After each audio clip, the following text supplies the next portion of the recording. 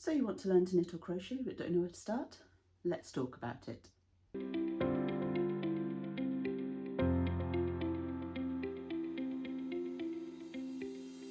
So welcome to EweSewYou. My name is Zoe and I have been knitting and crocheting for quite some time now. I learnt to knit when I was about 5 and tried to pick up crochet around the same time but didn't really get my head around it until I was in my 20s. But it's been a while now.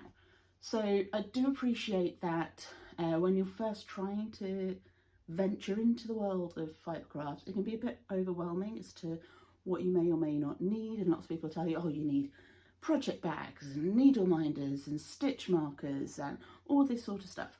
But what we're going to do today is we're just going to look at the very basics of what you need to get started for your very first project, the learning the stitches stage of knitting and crochet.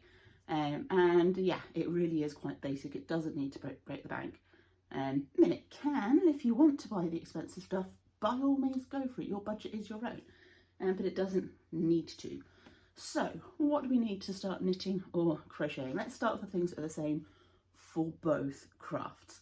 And the very first thing you're going to need is some yarn. Now, yarn sometimes comes in a hank like this that needs winding before you can use it. Sometimes it comes in a ball like this, and sometimes it comes in a skein like this. These you can knit directly from, so I would recommend going for something that looks, this is probably more common, something that looks a bit like this, because you can knit straight from it. In terms of what sort of yarn to go for, this is a hand-dyed skein of yarn, which means it's more expensive. It's a luxury project, it has a luxury price.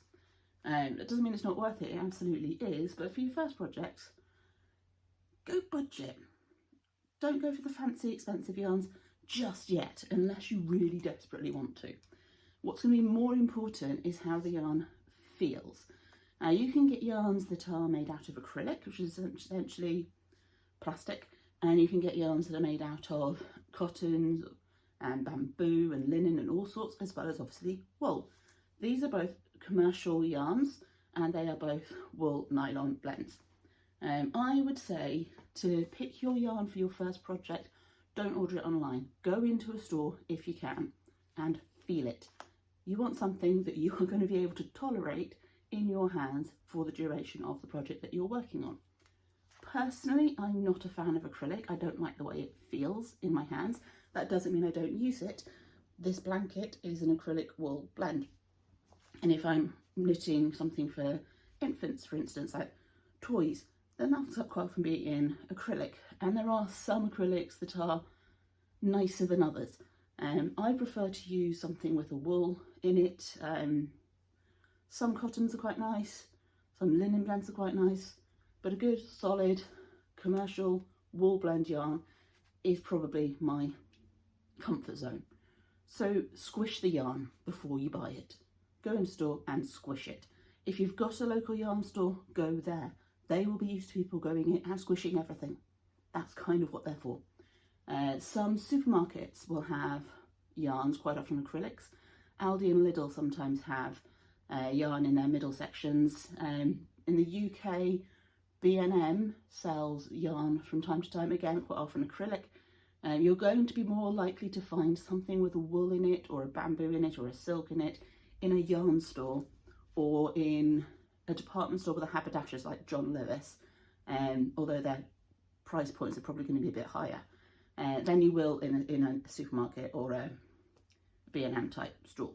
But yeah, go and squish it. Make sure you like the feel of it. Make sure you like the colour of it in actual proper light, not on the monitor. When you've got a bit more experience behind you and you're a bit more familiar with different yarn types and you know what you like, it becomes easier to buy things online. But for your first project, try and go in store to find something. So that's the first thing that you're definitely going to need in order to knit or crochet. And that's obviously the same for both crafts. The other thing that you are definitely going to need for both crafts, two more things, a pair of scissors. These are embroidery scissors. You don't need to use embroidery scissors. You can use any old scissors, as long as they cut, it's fine. And you're also going to want some form of, this is a tapestry needle, darning needle, but some sort of needle with a big eye on it. This one is metal. It has a little hook on the end of the point, but a straight one would do fine. If you've got kids and they've done the stitching on Binker, the plastic needles they use for that would be perfect. And something with a large eye to weave in ends when you finish your project. And then obviously you need, oh, I say obviously, you're going to need something to measure with. You could use a tape measure. This is one that comes in a little canister and scoots back in, so that's useful. Or a ruler. A ruler's fine, just something that measures. Chances are you're going to be doing something flat for your first project. You might be doing a hat, but chances are it's going to be something flat, because most beginners shy away from things with lots of shaping in.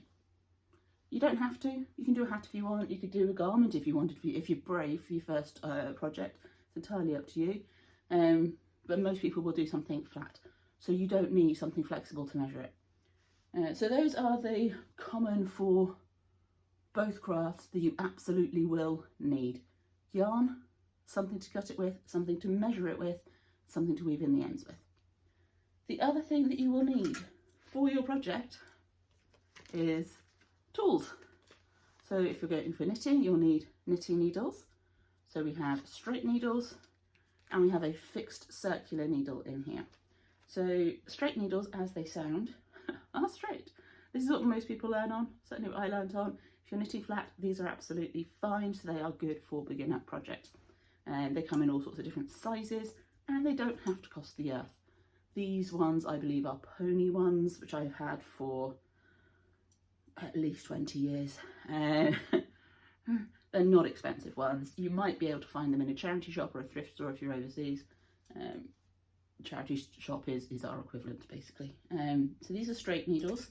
Circular knitting needles are great if you're knitting in the round, or if you're knitting something with lots of stitches.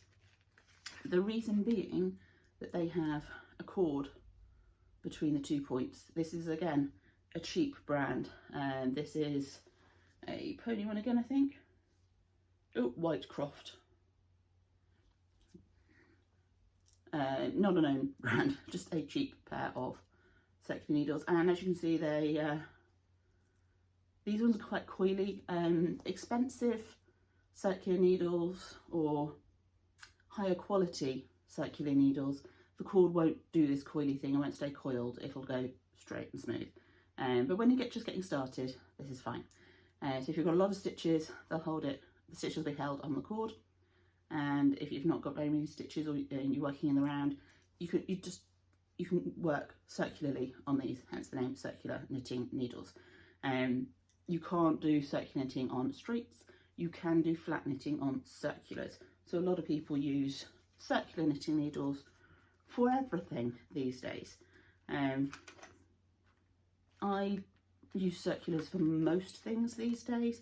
Occasionally I'll get the straights out, but usually I'm using circulars. I have interchangeable ones that I use mostly, but I do still have some individual fixed circulars around. Interchangeable needle set is quite pricey, and you're not going to need it for your first project when you're still trying to work out if you actually like doing the hobby. So go for something lower cost. These I've had for at least a decade. They cost me $2.25 when I got them, and I don't think the price has gone up massively.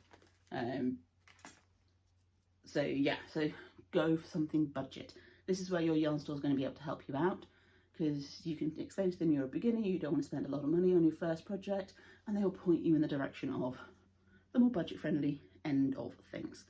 For crochet, you're going to need a crochet hook rather than needles. These are the crochet hooks that I use.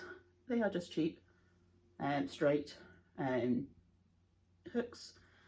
I bought a set of these from an online retailer for less than a tenner, and they're the ones that I use all the time. You can get expensive crochet hooks. You can get ones with ergonomic handles. Again, if you want to go for those, by all means do, but I would probably wait until I knew if I liked the craft before investing that sort of money. One day I will get myself some nice fancy crochet hooks. I am very much an occasional crocheter, so I haven't worried about it so far. So that's your essentials. To work out what size of needle or hook you need to go to the yarn that you've picked out. And on the ball band, so if it looks like this, there'll be a bit of paper around it. If it looks like this, there'll be a tag on it somewhere. And on the tag, there are various symbols that show you how to wash it. This is a super washable, so it's machine washable. Don't tumble dry it though. It does say in the label that you can tumble dry it. I wouldn't. So this one, you can see the X type logo there. That's knitting needles. That will tell you what size knitting needles the manufacturer recommends for this yarn. And next to it, there's a crochet hook. It tells you what size crochet hook the manufacturer recommends for this yarn. Don't worry too much about gauge for your first project, particularly if you're doing something flat. As you become more experienced and more practiced and get more familiar with the stitches, your gauge will change. You may not get exactly the same gauge as it says on the ball band in this like grid icon. You might not hit that with that size needle or hook, because everybody's gauge, the way everybody tensions their yarn is a little bit different. So particularly as a beginner, you may not even get close to that gauge to start off with. That's fine. Your gauge will improve over time. As you get more familiar with it, as you get more comfortable with it, things will change. Not a problem. But to start off with, that's a good guideline as to where to start picking out needles and crochet hooks for your first project. The other thing that I would say is useful is having something to put your yarn and your needles and your project in. They'll protect it from dust, it'll protect it from pets and small children, and it'll prevent the balls of yarn from just rolling away across the floor and doing all sorts of weird things. Now you could buy a project bag, a knitting specific project bag. This is a Doctor Who themed one, so you could get something like that. But the chances are you've got something like this lying around your house somewhere, some sort of tote bag, shopping bag, carrier bag, box or a basket. Anything you've got that you can put stuff in will work absolutely fine. So those are your bits and bobs to pick up, to find, to search out, to get started. Now in terms of projects, if you've got a local yarn store, they might have somebody teaching knitting or crochet. So your first project could be the project done in class. That'd be a really good way to learn. If they don't have somebody who teaches lessons at the store in knitting or in crochet and you want to learn that craft, they may have some sort of sit and social group that meets up there, or they may know of a knitting group in your area. Other knitters, other crocheters are going to be willing to show you how to do things. If somebody is at a knitting group, it doesn't mean they are only knitting. They may also crochet. They may be primarily a crocheter, but they go to the knitting group because generally they're referred to as knitting groups. Sorry, crocheters. People who can already do the crafts will show you. If you don't have somewhere that you can go to have somebody in person show you, there's lots of videos here on YouTube that will show you how to knit and crochet and how to do the basic stitches. When you're picking out your project, for the love of God, do not do a scarf. Yes, scarves are simple. Yes, you don't have to worry about shaping, but you are going to be doing the same thing over and over and over and over and over and over for quite possibly weeks. And it's not the most motivating of projects for a beginner. So maybe do a coaster, so a square that you can use as a coaster, or that you can do a whole bunch of squares with different stitches and put them together into a blanket. If you're feeling adventurous, a hat would be a good starter project. With a hat, you're going to learn different stitches and you're going to learn shaping.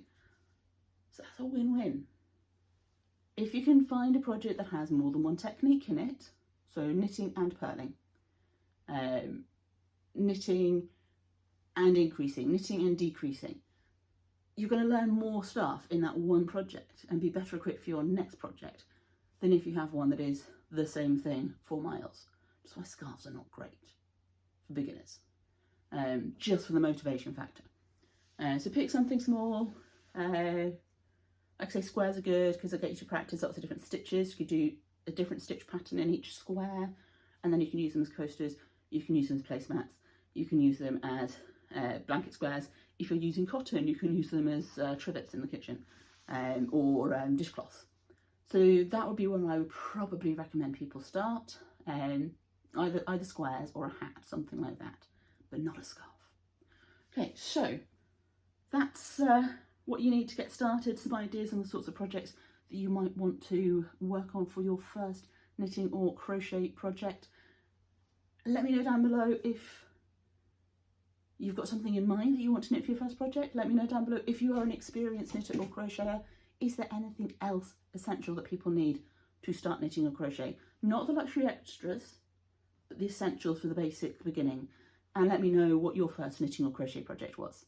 And thank you so much for spending some time with me today. I'd love to see you in the next one, but in the meantime, there's this video here that may be of interest to you, and I will see you soon. But until then, happy crafting and bye-bye for now.